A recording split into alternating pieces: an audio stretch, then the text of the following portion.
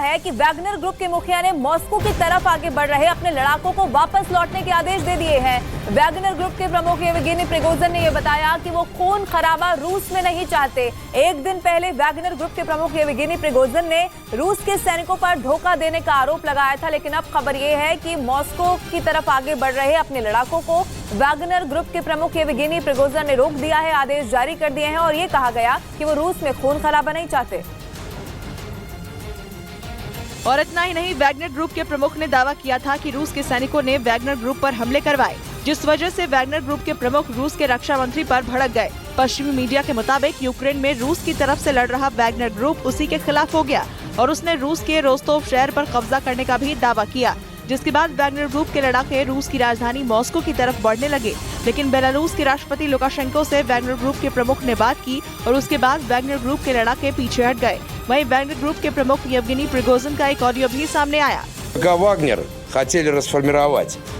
Мы вышли 23-го. हालांकि ये पहला मौका नहीं है जब पुतिन की प्राइवेट आर्मी कहे जाने वाले वैगनर ग्रुप के चीफ ने बागी तेवर दिखाए हो। इससे पहले वो कई बार रूस की फौज पर निशाना साधते आए हैं।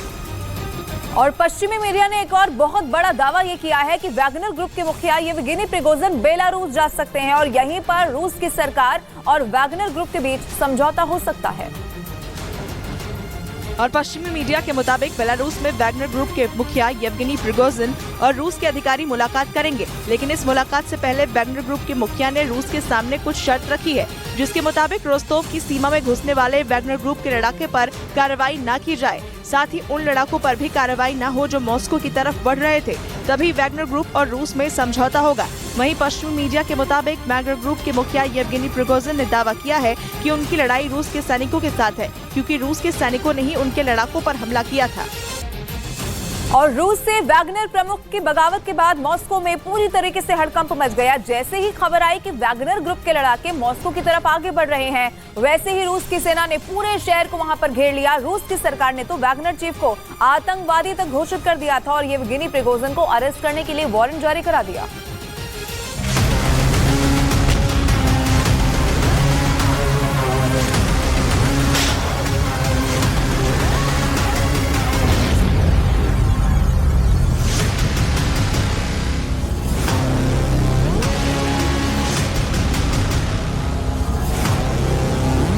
रूस की सड़कों पर जहां कारें फर्राटा भरती थी, वहां टैंक उतरे हैं।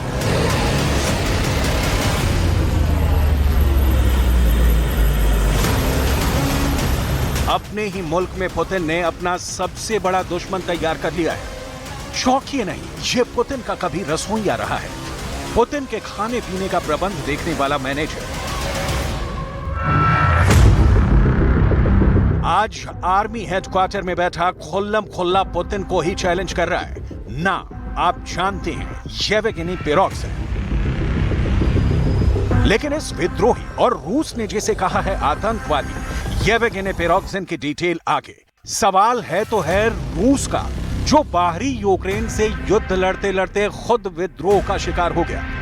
सवाल तो पुतिन के काबिलियत पर भी उठेंगे कि एक प्राइवेट आर्मी को इतनी ताकत क्यों दे दी कि वो उनके ही खिलाफ रूस के भीतर बैठकर उनकी ही सत्ता को उखाड़ फेंकने की शपथ ले रहा है। सवाल प्रिगोजिन का नहीं, सवाल है उस रमजान कादिरोव का जो चेचन कमांडर है।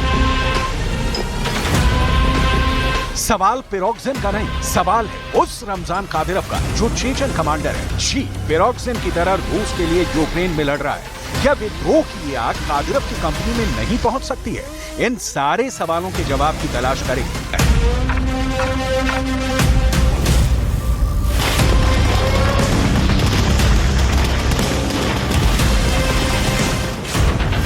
मॉस्को की तरफ बढ़ रही बागी वैगनर आर्मी ने रूस के रोस्तोव शहर पर कब्जा करने का दावा किया है। उनके लड़ाकों ने रोस्तोव में रूसी सेना के दक्षिणी हेडक्वार्टर पर कब्जे का दावा किया है। सड़क पर गरजते टैंक के बीच लोग अपने ही घरों में कैद होकर रह गए हैं। दावा किया गया है कि वैगनर आर्मी के लड़ाकों ने शहर की नाकेबंदी कर दी और दूसरे मिलिट्री अड्डों पर भी कब्जा कर लिया है। वैगनर आर्मी के पास इतनी ताकत है कि वो पुतिन का ताज उखाड़ फेंके। बिल्कुल नहीं लगता ये एक सीमित मात्रा में नाराज सैनिकों के विरोध की आवाज दिखती है। लेकिन इस प्रिगोजिन को इसी तरह लिया गया तो ये कितना खतरनाक हो सकता है, उसे समझना बहुत जरूरी है। वैगनर आर्मी ने बहुत सोच विचार कर लड़ाई के लिए ऐसी जगह का चुनाव किया है। जो रूस का एक बहुत अहम शहर है। इसका नाम है रोस्तोव। इस शहर में ही बैठकर वैगनर आर्मी का चीफ पुतिन को अपनी शर्तों पर झुकाने के लिए बम पेटी बांधकर बैठा है। रूस का रोस्तोव शहर पहली बार जंग नहीं देख रहा है। अब से 82 साल पहले भी शहर की सड़कों पर हथियारों के साथ लोग उतरे थे और लोग अपने घरों में कैद हो गए थे। 1941 में हुई रोस्तोव में लड़ाई भीषण लड़ाई। द्वितीय विश्व युद्ध के दौरान पूर्वी मोर्चे की लड़ाई में नाजी जर्मनी के दक्षिण सेना ग्रुप और सोवियत संघ के दक्षिणी मोर्चे के बीच रोस्तोव ऑन डॉन के आसपास लड़ी गई। ये लड़ाई 3 चरणों में लड़ी गई थी। पहला ऑपरेशन 12 सितंबर 1941, दूसरा ऑपरेशन 5 नवंबर 1941 से 16 नवंबर 1941, तीसरा शेरेवेचेंको और रोस्तोव आक्रामक ऑपरेशन 27 नवंबर 1941 से 2 दिसंबर 1941 तक। और मॉस्को में वैगनर प्रमुख की बगावत की खबर ऐसे वक्त में आई है जब जंग में यूक्रेन रूस को कड़ी टक्कर दे रहा था। ऐसे में वैगनर प्रमुख की बगावत से पुतिन भड़क गए। हालांकि वैगनर प्रमुख को मनाने की कोशिश भी तेज होने लगी। रोस्तोव आज फिर जल रहा है। क्रेमलिन की दीवारों में पिरोग्जिन नाम के धोखेबाज ने कैसे घुसपैठ कर ली और उसका अंजाम क्या हुआ, आज रूस उसका गवाह है। किसी को प्रश्रय देने, उसे बढ़ाने और फिर उसके पलट जाने का दूसरा नाम बन गया है येवगेनी पिरोग्जिन। रूस इस वक्त युद्ध में फंसा है, उसे संगठित होकर लड़ने की जरूरत है। लेकिन इधर पिरोग्जिन ने पुतिन की पीठ में छुरा मार दिया। पुतिन के सीने में आग दहक रही है। रोस्तोव में किसी भी वक्त रूस की आर्मी और वैगनर आर्मी एक दूसरे पर गोले बरसा रहे होंगे, क्योंकि पुतिन झुक जाए हो ही नहीं सकता और पिरोग्जिन के लिए अब लौटने का रास्ता नहीं बचा है। Защитим и наш народ, и нашу государственность от любых угроз, в том числе от внутреннего предательства. А то, с чем мы столкнулись, это именно предательство. Непомерные амбиции и личные интересы привели к измене и своей стране, и своему народу, и тому делу, за которое бок о бок с другими нашими частями и подразделениями сражались и погибали бойцы и командиры группы «Вагнер». Герои, которые освобождали Солидар и Артемовск, города и поселки Донбасса, сражались и отдавали свои жизни за Новороссию, за единство русского мира. Их имя и славу. हालांकि सबसे पहले विद्रोही वैगनर आर्मी ने यूक्रेन फ्रंट पर रूस को क्या दिया, ये देखना होगा। पिरोग्जिन के इस ऐलान के साथ कि उन्हें फला का इस्तीफा चाहिए, हम उन कारणों की जड़ तलाशेंगे जिसने पिरोग्जिन को वो पावर दे दिया कि वो अपने आका पुतिन से सीधी फाइट कर रहा है। वैगनर ग्रुप पिछले साल फरवरी से ही रूस की सेना के साथ मिलकर यूक्रेन में सैनिक अभियान चला रहा है। इस ग्रुप ने यूक्रेन के शहर बखमूत को जीतने में बड़ी भूमिका निभाई थी। वैगनर लड़ाकों ने यूक्रेनी सेना को बखमूत से पीछे धकेल दिया था। इतना ही नहीं, दक्षिणी यूक्रेन में भी वैगनर के लड़ाकों ने जबरदस्त मुकाबला किया था। इसका असर यह हुआ कि रूस की सेना ने बहुत आराम से यूक्रेन को पीछे धकेल दिया और एक बड़े इलाके पर कब्जा कर लिया।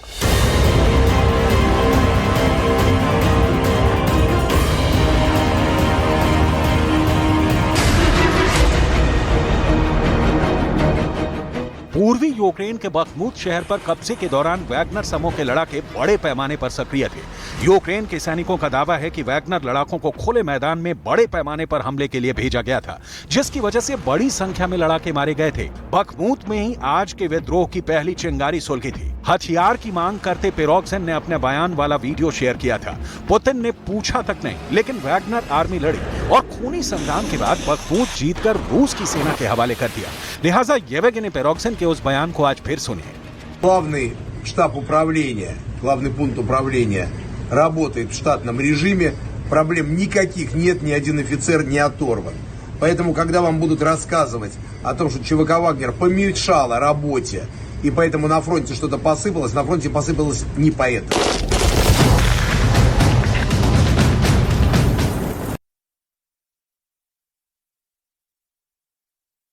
लड़ाई में शामिल होने की पुष्टि नहीं की थी। हालांकि बाद में इन भाड़े के सैनिकों की साहस की तारीफ हुई, क्योंकि इनकी मदद से ही रूस ने यूक्रेन के कई ऐसे इलाके रहे जिन पर कब्जा कर लिया।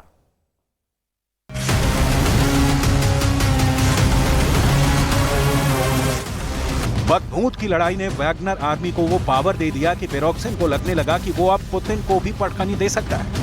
येवेगिनी के भीतर इस आग का नतीजा है रूस की ये तस्वीरें। पुतिन ने 4 दिन पहले कहा था कि ज़ेलेंस्की ने इस्तांबुल में समझौता किया कि नाटो में शामिल नहीं होंगे, कीव से घेरा हटा लो, और फिर पलट गए। उसी तरह आज येवेगिनी पिरोक्सिन पलट गया है।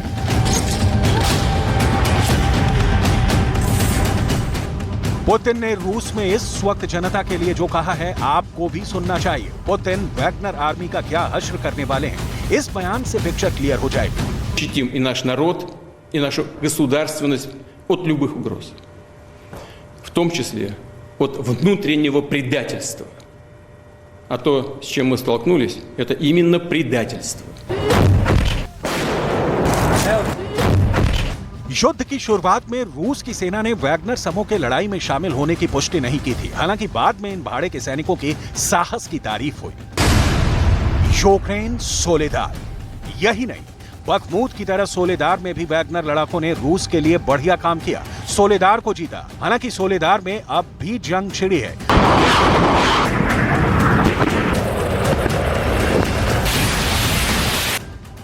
वैगनर चीफ येवेगिनी पिरोक्सिन यूक्रेन से अपने 25,000 लड़ाकों को लेकर रूस पहुंचे हैं। रोस्तोव में पिरोक्सिन ने रूस के उप विदेश मंत्री से भी मुलाकात की है। पिरोक्सिन ने रूस के रक्षा मंत्री सर्गेई शोइगु और सेना प्रमुख जनरल वालेरी गेरासिमोव को हटाने की मांग की है। राष्ट्रपति व्लादिमीर पुतिन पर वैगनर ग्रुप के विद्रोह को कुचलने का दबाव बढ़ गया है, लिहाजा अपडेट देख लीजिए। रूस की जांच एजेंसी एफएसबी ने पिरोक्सिन के खिलाफ सशस्त्र विद्रोह के लिए भड़काने का आरोप लगाते हुए देशद्रोह का मामला दर्ज कर लिया है। एफएसबी ने वैगनर लड़ाकों से पिरोक्सिन के ऑर्डर को नहीं मानने और उसे हिरासत में लेने को कहा है। वैगनर आर्मी पिरोक्सिन को क्यों हिरासत में लेगी, लिहाजा बैटल ऑफ रोस्तोव की बेला आ गई है। लेकिन पुतिन इस जंग को कैसे लड़ेंगे, ये देखना बहुत दिलचस्प होगा, क्योंकि सामने दुश्मन नंबर 1 ज़ेलेंस्की नहीं होंगे, अपने ही देश का अपना ही कभी सिपाही रहा येवेगिनी पिरोक्सिन होगा, जो पुतिन का दायां हाथ रहा है। Chechen commander Ramzan Kadyrov Putin का बायां हाथ है, लिहाजा डर है कि चेचन कमांडर भी कहीं खुद को पुतिन से आजाद ना घोषित कर दे। पुतिन के सामने समस्या का पहाड़ खड़ा है। वैगनर आर्मी के चलते यूक्रेन की लड़ाई का कमजोर होना तय माना जा रहा है। ऐसे में अब वैगनर लड़ाकों के पीछे हटने पर यूक्रेन में कई मोर्चों पर रूसी सेना की चिंताएं बढ़ गई हैं। आशंका जताई जा रही है कि वैगनर लड़ाकों के पीछे हटने के बाद यूक्रेन की सेना जल्द ही बखमूत पर दोबारा कब्जा जमा सकती है। इस शहर के कुछ हिस्सों पर अब भी यूक्रेन की सेना का कब्जा है। वैगनर लड़ाके बखमूत शहर के बीचों बीच आगे के मोर्चे पर तैनात थे। ऐसे में अब रूस की सेना को अपने जवानों को इन स्थानों पर तैनात करना पड़ रहा है। यूक्रेन के अलग अलग मोर्चों पर युद्ध जारी रहने के कारण रूसी सेना के जवान बिखरे हुए हैं। ऐसे में उन्हें बखमूत में जल्द से जल्द तैनात नहीं किया गया तो ये अहम शहर रूस के हाथ से निकल सकता है। वैगनर ग्रुप के विद्रोह के बाद रूस की सेना की जिम्मेदारियां बढ़ गई हैं। हालांकि वैगनर ग्रुप के कुल लड़ाकों की संख्या 25,000 के करीब बताई जा रही है। इसके बावजूद वो यूक्रेन में अग्रिम मोर्चों पर युद्ध लड़ रहे थे। ताजा हालात को देखते हुए रूस की सेना के पीछे हटने की गुंजाइश नहीं है। इसके बावजूद आशंका जताई जा रही है कि रूस की सेना को यूक्रेन के जबरदस्त काउंटर अटैक का सामना करना पड़ेगा। जाहिर है पुतिन येवेगिनी पिरोक्सिन को नहीं छोड़ेंगे।